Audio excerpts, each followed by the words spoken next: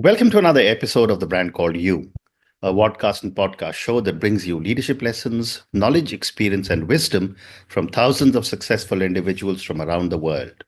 I'm your host, Ashutosh Garg, and today I'm delighted to welcome a very senior and respected professional from the world of academia, from Cochin, India, Professor Anjana Karumathil. Professor Anjana, welcome to the show. Happy to be here. Professor Anjana is an associate professor of practice at the Indian Institute of Management, Kozhikode. She's an expert in the gig economy and she's an advocate for labor policy and the future of work. So you've had an amazing career spanning industry and academia. What motivated your transition from a corporate role to an academic position at IIM Kozhikode? Thank you, Ashutosh, for that question. My transition from corporate to academia was not just a leap, but it was the culmination of a series of incremental changes. Mm-hmm. While I was in the industry, especially in talent development roles, I was quite fascinated by the idea that systemic structures impact employee motivation and their performance on the job.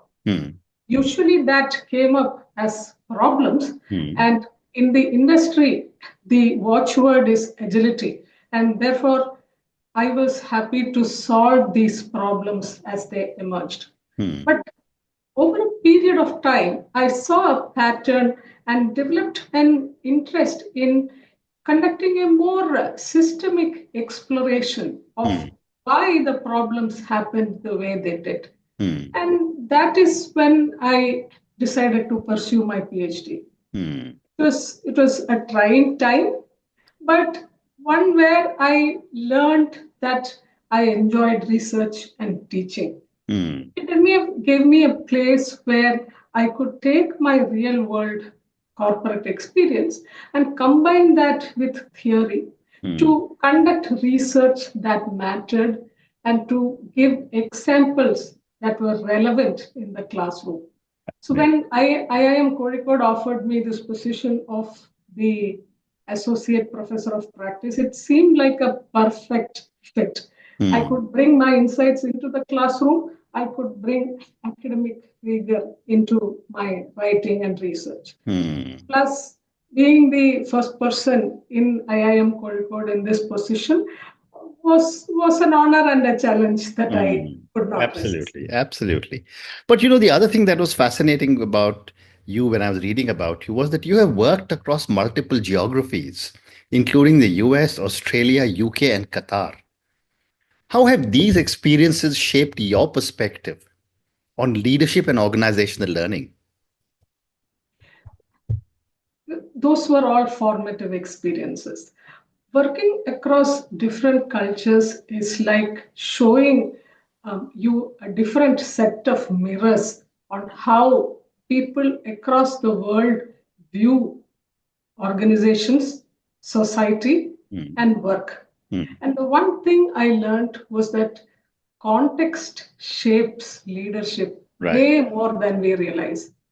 So for example, in the US, I saw that people who were termed leaders were people that were very individualistic. They took big risks and they took accountability. On the contrary, in Qatar, leadership is rooted on your ability to bring together a large, diverse group of people while respecting hierarchy, a collective consciousness, and religion. On the contrary, in Australia, our leaders never had offices. They shared cubicles with us, and leaders were those who were considered first among equals. What it all taught me was that there is no one-size-fits-all model for leadership. Right. What works well in one context can fall flat within another. But underneath all that, successful leaders are the ones who adapt to the cultural fabric within which their organization operates. Very interesting. You've also been mentored by scholars like Professor Saras Saraswati. What are one of the most valuable lessons you learned from such a distinguished mentor? Being mentored by Saras was, in fact, one of the greatest privileges of my academic journey and my life so far. If I had to pinpoint the one most valuable lesson, it would be that the people who drive the world forward are not the ones with all the answers, but the ones that ask the right questions. Right. Saras is known for her groundbreaking work on effectuation. And one of her most transformative ideas is that progress comes from often questioning the obvious. So, for example, it's a regular question we ask in most business settings is how do we predict the future correctly? Instead of that, she suggested we should ask, how do we create the future we want? And that's a shift in perspective that was revolutionary for me. Very interesting. The other thing was also the need for balance. Greatness she's personally and professionally a great individual.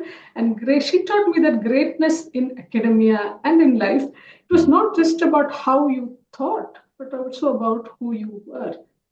So there was a need to balance rigor with relevance, seriousness with fun, and academic theory with practice. Fascinating. So let's now talk about an area that you have specialized in, which is organizational behavior and human resources. My first question in this area is, how do you see the role of organizational behavior evolving in an area of AI-driven decision making?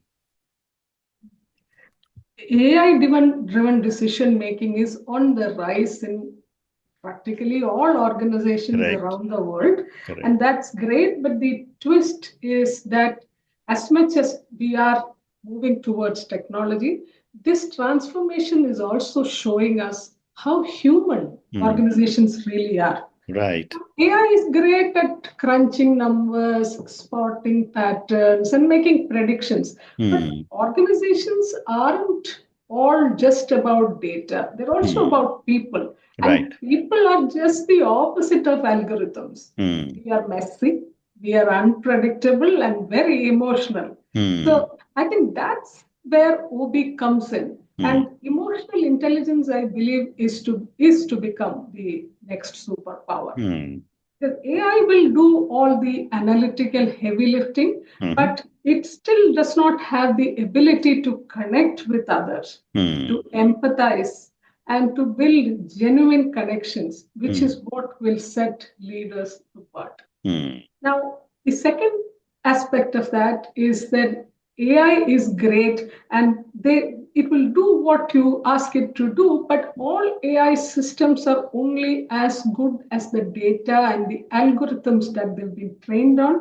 Let's face it, those are biased and flawed. Therefore, ethics and accountability become human responsibility. And that's another area where I believe OB will play a critical role to ensure that algorithms are used safely and that the decisions made by them are attributed to some humans who will be held accountable to ensure that they have a positive impact on the organizations and the society within which they are living. Great response. And based on all the work that you are doing, what are some of the common misconceptions about the future of work that you frequently encounter? The future of work is a topic that has sparked so much excitement around the world. And given the complexity of it, a lot of misconceptions also exist. I'll highlight you a couple that I come across frequently. Yeah. First one is that a lot of Gen Z people tend to think that the gig economy is the ultimate path to freedom and flexibility. And don't get me wrong, freedom, flexibility are important and they are part of the gig economy. Many people like the idea of setting your own work hours and choosing the work you want to do. However, the reality is far more nuanced than that. Many gig workers face intense pressure to constantly hustle. There is no job security, no benefits, no clear career trajectory. The platforms market gig work as freedom, but what ends up is that happening is that gig workers usually are very isolated and depressed. Correct. So that's the first one. Yeah. Another misconception I see commonly is that AI and automation will fully replace jobs. It's true that technology is reshaping the workplace as we know it, but the real challenge is not that it's just displacing jobs, it is transforming them. And the missing part in that narrative is that as much as it is displacing some jobs, no doubt, it is also creating several new jobs that our parents didn't have. The the idea is that the misconception here is that people don't identify the opportunities it's generating. And therefore, the question we must ask is how do we equip young people to thrive in this new landscape? And how do we ensure that technology works complementary to us and not competitively with us? Very interesting. And, you have spoken a little bit about AI, but I want to ask you one more question. And that, with AI automating many knowledge-based tasks, what new competencies should employees and leaders focus on developing? And you did mention that AI can give you a lot of information and data, but it can't have empathy. That's right. So emotional intelligence that I already told you about. Absolutely. The other skills I believe that we must develop are critical thinking and creativity. Now, AI is fantastic at optimizing existing processes, but it as yet struggles with real innovation that comes from asking bold questions, questioning the obvious, and thinking outside the box. Therefore, people, employees, and leaders who can approach routine problems with curiosity and imagination will be invaluable in the new landscape. Very, very interesting. And how should HR policies be redefined to accommodate flexible work, remote work, and AI-powered work environments? The HR policies in most organizations are designed for a very different era.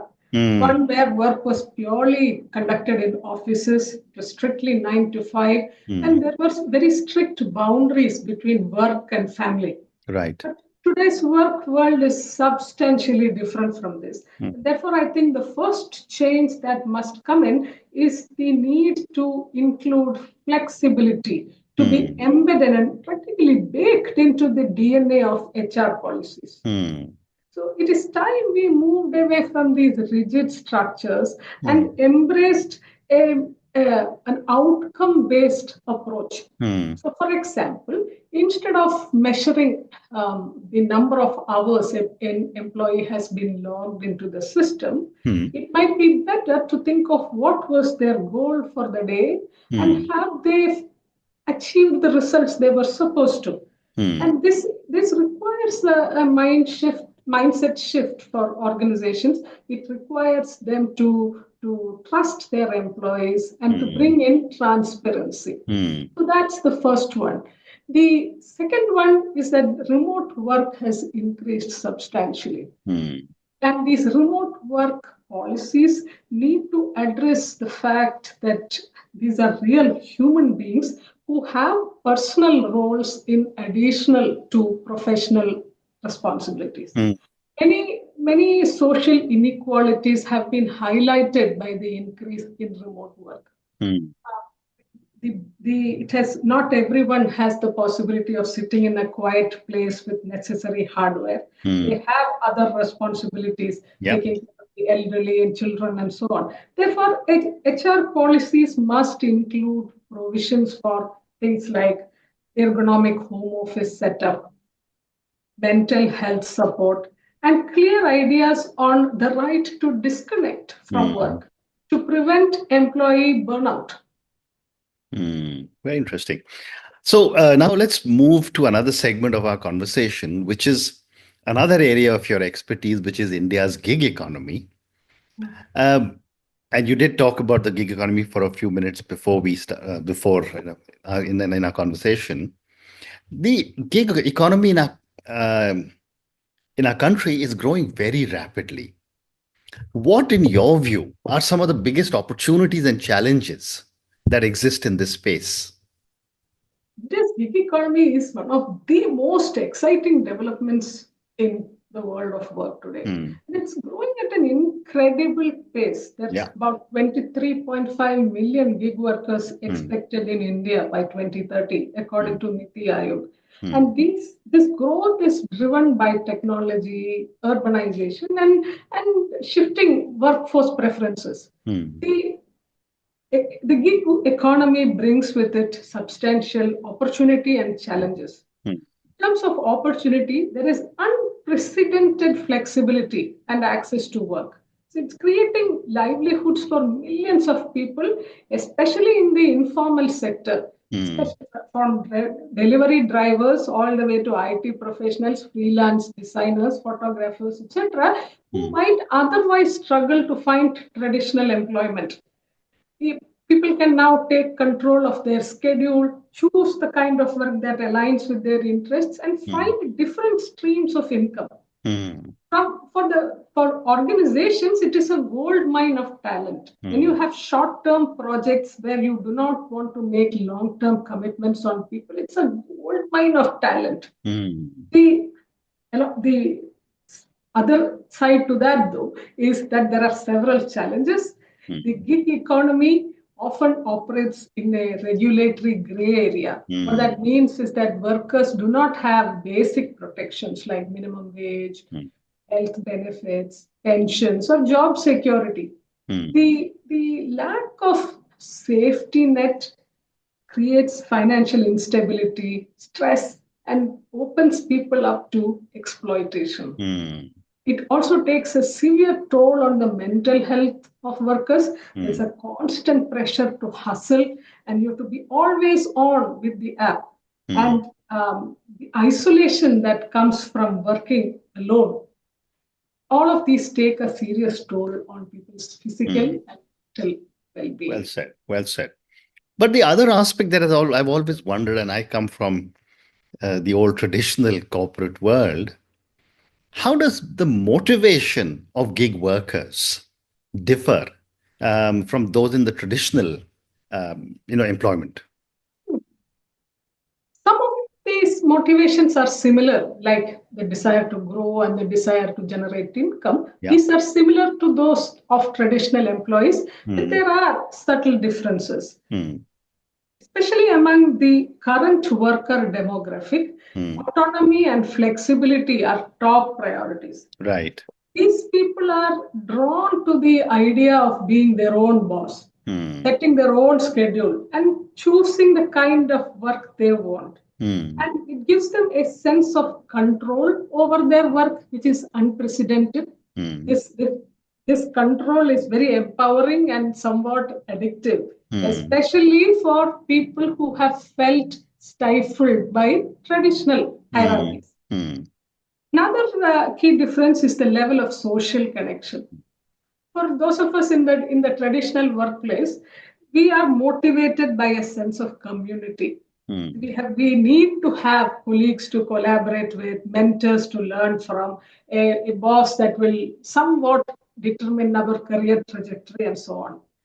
The gig workers, on the other hand, they prefer to work in isolation because the work is designed to make each individual view their peers as competitors. Yes, they do mobilize, but that's only to resolve issues like fair pay that are too systemic to be resolved individually.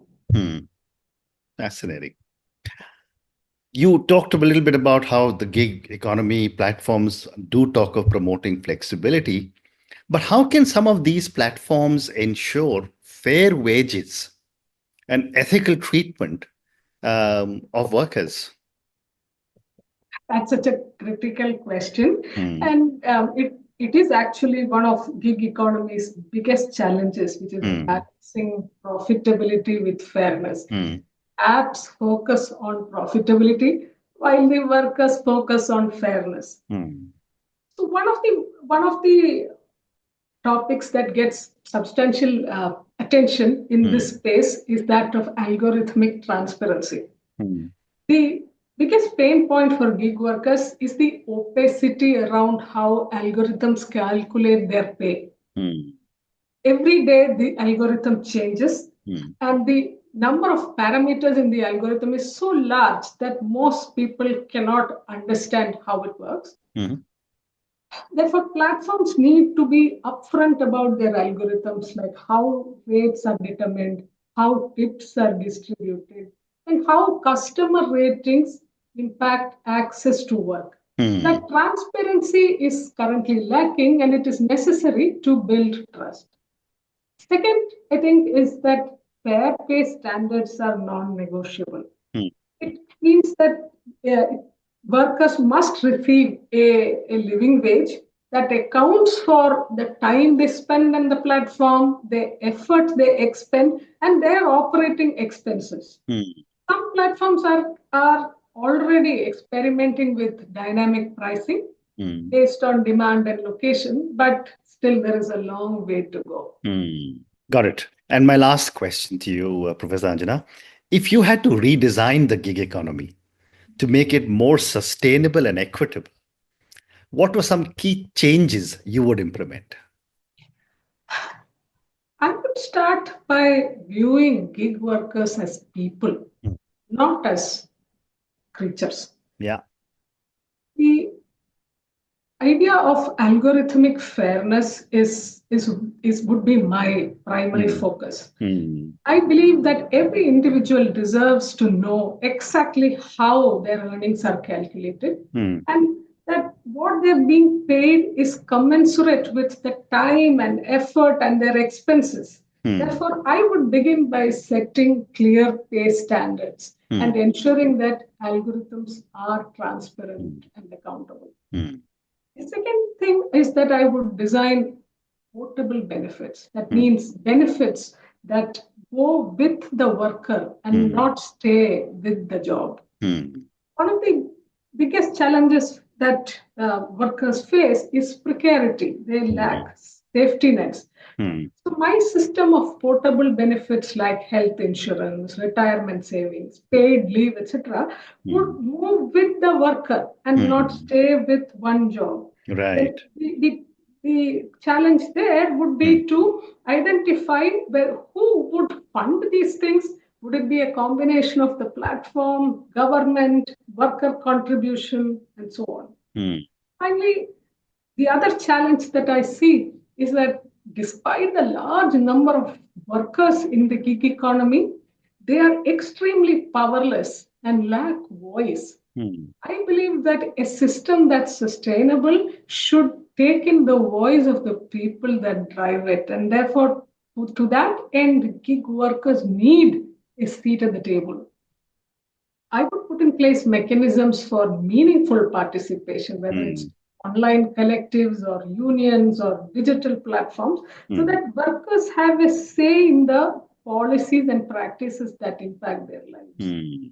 Finally, mental health, which there is still a stigma about. Gig workers are extremely isolated and very stressful. And they lack support systems like access to mental health resources and community building that help them to be in top shape physically and mentally. I would put some of these in. Amazing, amazing.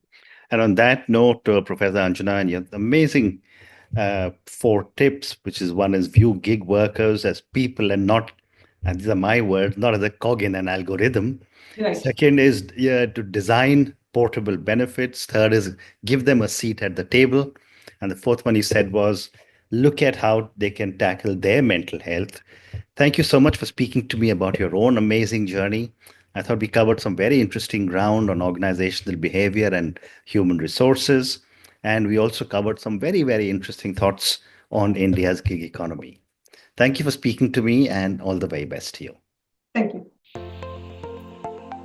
Thank you for listening to the brand called You videocast and podcast, a platform that brings you knowledge, experience, and wisdom of hundreds of successful individuals from around the world.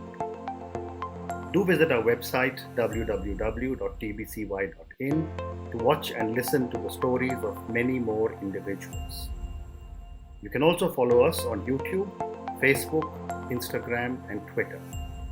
Just search for the brand called You.